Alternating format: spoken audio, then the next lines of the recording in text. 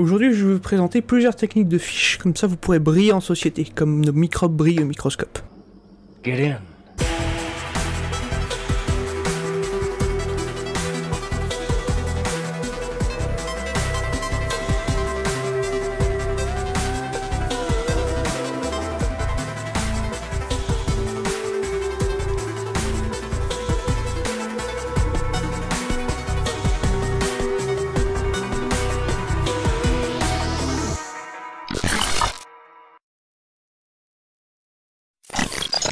Bonjour, ceci est l'épisode 4 de la fiche, et c'est le dernier, plus ou moins.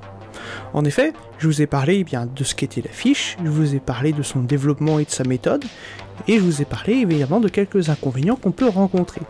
Mais maintenant, il faut peut-être temps que je vous parle de quelques techniques de fiche. Alors dans un premier temps, je vous recommande déjà de lire ces deux publications qui sont vraiment très intéressantes. Après l'épisode. En effet, ces deux publications ne demandent pas vraiment un background scientifique très développé. Ce qu'elles vous demandent, c'est de comprendre l'anglais. Je suis désolé à propos de ça. Mais elle vous fait un listage des différentes techniques de fiches qui ont été faites. Et c'est deux papiers qui sont assez intéressants et rigolos à lire. Oui, rigolo. Oui, je pèse mes mots.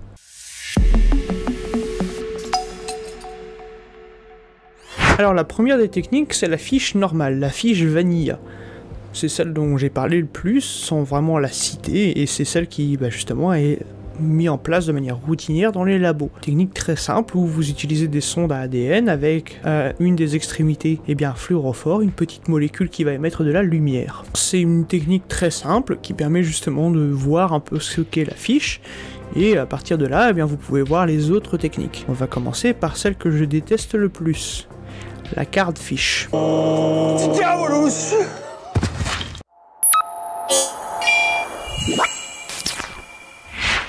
Alors oui, vous remarquerez déjà que certains noms de techniques de fiches sont des noms un peu rigolos. Et faut bien s'amuser un petit peu. La carte fiche, qu'est-ce que c'est ? Rappelez-vous, dans l'épisode 2, quand je vous ai parlé de l'histoire du développement de la fiche, de la jonction d'une enzyme à une sonde. La carte fiche, c'est exactement ce qui va se passer. C'est une technique qui va permettre de transformer la tyramide en un fluorophore. Et ce par l'intermédiaire de la horse-radish peroxydase, la HRP, ou la peroxydase de Rayford, mais je vais dire HRP. Et donc cette réaction enzymatique, qu'est-ce qu'elle va faire ? Elle va justement être très localisée, ce qui fait que vous allez emmener votre sonde avec l'enzyme dans votre cellule, elles vont s'hybrider, et les réactions enzymatiques vont venir après. Alors c'est une technique un peu plus compliquée à mettre en place, parce que déjà il y a une enzyme à mettre dans vos cellules, c'est-à-dire qu'il faut traiter vos cellules un peu plus fortement, et justement faire des plus gros trous. Ensuite, on va devoir neutraliser un peu les réactions enzymatiques à l'intérieur pour ne pas avoir une réaction enzymatique qui arrive trop tôt, et donc louper votre signal. Et enfin, vous allez adjoindre votre molécule de tyramide qui va réagir avec les composants alentours, mais de manière très localisée au niveau de l'enzyme. Et ceci va créer justement un faisceau de lumière, un signal lumineux qui va être observé au microscope. Alors c'est très joli, ça a une très bonne résolution, et c'est une technique très utilisée dans les sédiments, parce qu'il y a un très beau contraste. L'ennui, c'est que c'est très compliqué à mettre en place, je trouve, et que c'est une expérience qui peut être longue et qui peut ne pas marcher. En effet, ne serait-ce que la HRP, il faut la faire passer dans la cellule. C'est une grosse protéine. Rien que ça, déjà, vous sentez que ça peut déjà aller mal de ce côté-là au niveau de votre réaction. Mais il faut quand même admettre que c'est une technique très utilisée et qui permet de faire de jolies images dans les sédiments. Sédiments qui sont sa mère la pute, durs à observer au microscope. Nique ta mère. C'est une technique qui a fait ses preuves de très nombreuses fois et qui permet d'augmenter le signal de 26 à 40 fois. Combien ? Notamment dans les milieux où les micro-organismes sont peu actifs, comme dans les sédiments. Mais bon, il faut inhiber les réactions enzymatiques, il faut être sûr que tout soit neutralisé pour ne pas avoir une réaction qui arrive trop tôt, il faut réussir à incuber votre sonde pour faire rentrer vos sondes avec vos protéines dans la cellule, parce que c'est quand même une bonne grosse protéine. Plus c'est gros et mieux ça passe. Ah bah non, justement, pour ce cas-là, plus c'est gros, plus ça passe pas. Ah oui, et niveau couleur, on l'a dans l'os. Parce que, certes, c'est joli, mais on a un panel de couleurs relativement limité, et on peut pas multiplexer. Enfin, si on le peut, mais ça veut dire qu'on doit le faire à chaque manip. C'est-à-dire que multiplexer, normalement, par exemple, si on veut le faire avec 4 sondes, on prend 4 sondes et on les met toutes les 4 dans le même tube. Avec la card fiche, vous devez faire une par une. C'est-à-dire que ça va être une expérience qui va vous prendre beaucoup de temps. Bon courage. Ça se sent que j'aime pas cette technique ? Ouais, moi je continue alors. De plus, le fait que la protéine soit attachée à la sonde va modifier la courbe d'hybridation. C'est-à-dire que si vous avez une courbe d'hybridation donnée, il faut vous attendre à ce qu'elle soit modifiée. Bah oui, parce qu'une énorme protéine va ralentir l'hybridation de votre sonde. Et enfin, dernier argument, c'est le prix. 240 €. C'est un peu cher. Faut le multiplier par 2, 3, 4 ou 5 si vous voulez faire du multiplexage. Le prix peut monter très vite. Alors certes, c'est une très bonne technique qui fait de très jolies images, mais moi je trouve qu'il y a d'autres techniques qui peuvent être un peu plus adaptées. Et on va les voir un peu plus tard.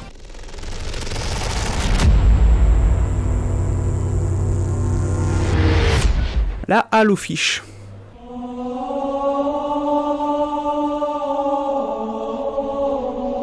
Rien à voir avec le jeu vidéo encore une fois, mais j'aime bien faire la blague et je vais continuer. C'est une technique qui va utiliser du sel pour justement faciliter l'hybridation de nos sondes. Du coup, rien à voir avec le jeu. Ah bah si, en fait. Ce qui va se passer, c'est que l'ADN qui n'est pas fixé aux sondes va être lavé et va donc partir de la cellule. On va donc avoir comme seule observation les morceaux d'ADN qui vont être hybridés à nos sondes. J'ai jamais essayé, je connaissais pas vraiment la technique, non, mais je trouvais le nom assez marrant et ça fait toujours du bien de voir d'autres techniques. La micrographie de Raman, qu'est-ce que c'est? C'est quelque chose qui utilise la longueur d'onde d'excitation et d'émission de différents composés pour les identifier. On peut donc avoir différentes couleurs sans vraiment teindre nos cellules. On peut voir des inclusions à l'intérieur de bactéries, comme des inclusions de soufre ou des inclusions de nitrate. Oui, c'est quelque chose que l'on va voir, vous inquiétez pas, le script est même déjà écrit. Enfin, les micro-organismes avec leur inclusion, pas la technique en elle-même. On va donc utiliser des sondes non radioactives et les modifications justement dans les composés tels que le carbone 13 pour voir une différence de couleur et identifier nos micro-organismes.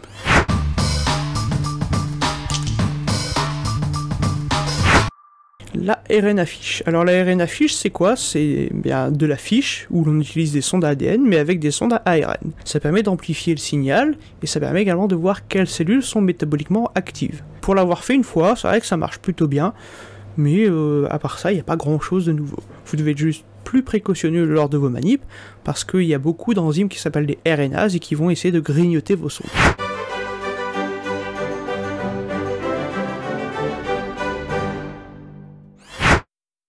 La clonefiche.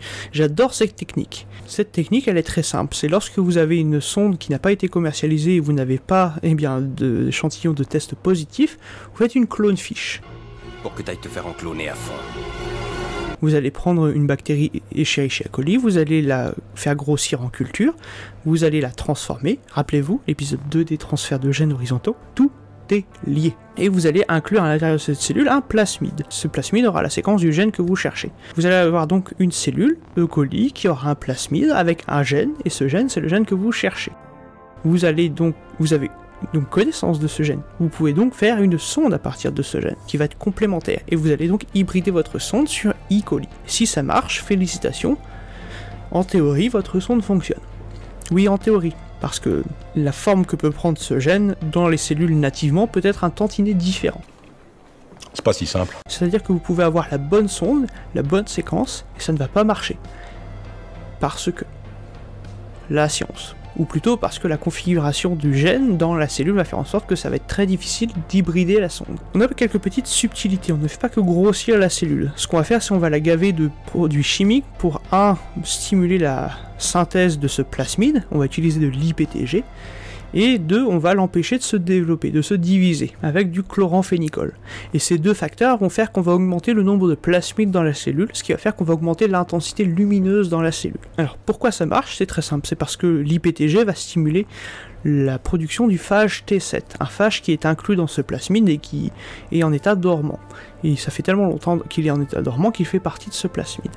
Rappelez-vous l'épisode sur les virus, tout est lié. Et justement, l'IPTG va stimuler la synthèse de la séquence de ce virus, c'est-à-dire que ça va faciliter la copie de la séquence du T7 et de ce qui suit après, notamment la séquence de votre plasmide, où il y a votre gène. Il faut quand même faire attention dans cette technique à ce que la séquence que vous voulez étudier ne soit pas déjà présente dans votre cellule, sinon vous allez avoir un faux positif, ce que vous ne voulez absolument pas, parce que vous pouvez justement faire une analyse avec une sonde qui ne marche pas, et ne pas le savoir. Ça peut être très frustrant. No, God, please, no! Mais c'est une technique très complète parce que vous apprenez à faire de la PCR, à faire du clonage. Quand je vous disais d'aller vous faire encloner, Je ne pensais pas que vous iriez jusqu'à le faire. À faire de la culture des micro-organismes et à faire de la fiche. Et c'est vraiment très intéressant.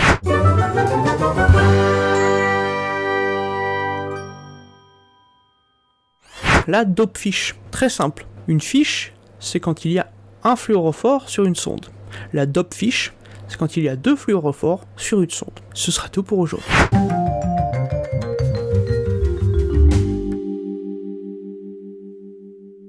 La classifiche. La classifiche, c'est quoi? Eh bien, vous voyez ce qu'est un code barre. Eh bien, imaginez ça, mais avec des couleurs. On va utiliser différentes associations de sondes, et cette association de sondes va donner une couleur définie à un type de microbe. Là, on part dans du multiplexing de l'extrême, c'est-à-dire qu'on ne peut pas vraiment confirmer les résultats de l'expérience à l'œil humain. On a besoin d'une analyse par informatique. En effet, on va par exemple essayer de mettre en place un code couleur comme bleu, vert, rouge pour delta protéobactéries, bleu, vert, vert pour gamma protéobactéries, vert, jaune, vert pour delta protéobactéries, et d'autres couleurs pour d'autres classes de micro-organismes. Il n'y a pas que les protéobactéries dans la vie non plus. Alors comme toute fiche, le problème c'est que vous devez connaître les séquences d'intérêt de vos micro-organismes. C'est-à-dire que plus vous allez multiplexer, et plus vous avez besoin d'en savoir plus. Vous avez donc besoin d'être en terrain relativement connu. Et c'est des techniques qui marchent beaucoup pour de la microbiologie médicale, comme l'exploration de cavités orales ou de microbiotes. Mais c'est vrai que pour nous, les microbiologistes qui travaillent dans les sédiments et les environnements peu connus, c'est un peu contradictoire. On veut en savoir plus sur quelque chose que l'on ne sait pas. Et on ne peut pas vraiment utiliser ça avec une technique où on a besoin d'en savoir plus. Mais je dois admettre que c'est une technique extrêmement puissante, que j'aimerais bien essayer un jour, et qui permet d'avoir de très jolies images. C'est de toute beauté.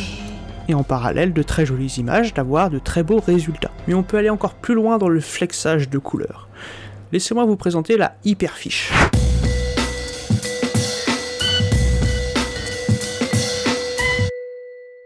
Une fiche qui permet de pousser le concept plus loin avec l'utilisation de 1024 couleurs et l'observation de 10 000 gènes. Là, on est dans des échelles qui sont beaucoup plus importantes que simplement 5 sondes et 3 micro-organismes. Ici, là, on flex fort. C'est presque pour se la péter. Inutile de vous dire que là vous avez besoin d'utiliser le matériel informatique parce que l'œil humain il va pas faire la différence. C'est un processus qui est extrêmement poussé, qui peut être très utile en pathologie ou en analyse de microbiote humain, là où on sait à peu près ce qui vit et à quoi s'attendre, et c'est vrai que ça a le défaut on a besoin de savoir ce que l'on observe. Même problème que pour toutes les fiches. L'idée c'est qu'on va utiliser une sonde doublement marquée, qui va donc exprimer 2 fluorophores, et on va essayer de faire ça sur plusieurs gènes, ce qui va permettre d'avoir une carte de notre échantillon. Quand je dis carte, c'est qu'on va vraiment avoir une observation visuelle de nos microbes, et de où ils se trouvent, et de comment ils s'organisent. Habile. Pour moi, c'est intéressant, mais là on a le travers des nouvelles techniques. On veut pousser beaucoup plus loin, et ça a une application qui est vraiment très réduite. Parce que justement, on doit savoir ce qu'il y a dans notre échantillon. Et il y a beaucoup d'échantillons, on ne sait pas ce qu'il y a dedans, par principe. À la boulette.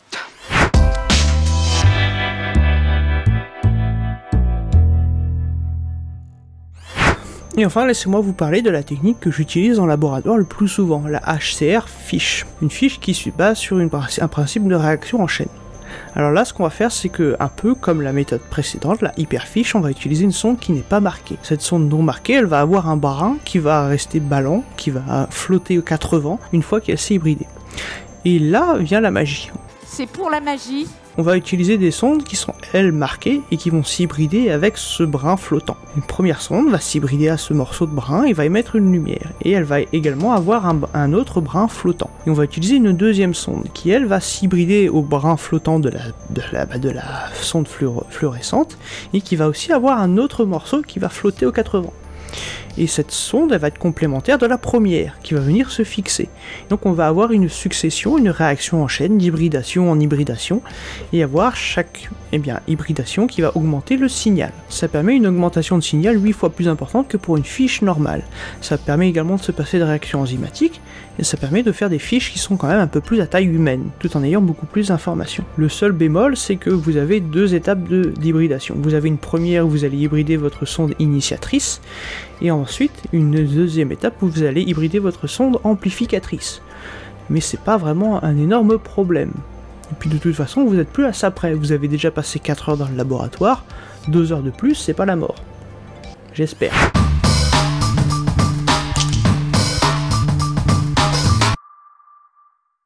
Vous avez une multitude de techniques de fiches qui sont bien disponibles et donc vous pouvez vous renseigner sur les documents que j'ai déjà cités un peu plus tôt. En attendant, peut-être que je ferai un autre épisode sur d'autres méthodes de fiches, mais voilà pour celles que je connais le plus ou celles dont j'ai entendu le plus parler. Il y a également d'autres techniques de fiches qui sont elles peut-être plus pour les eucaryotes ou plus pour certains types d'environnements. En attendant, moi j'espère que l'épisode vous a plu, c'était le dernier épisode sur les fiches, et n'hésitez pas à partager l'épisode, à le liker, à le commenter et à vous abonner à la chaîne, ça fait toujours plaisir. Moi je vous retrouve à la prochaine pour un nouvel épisode.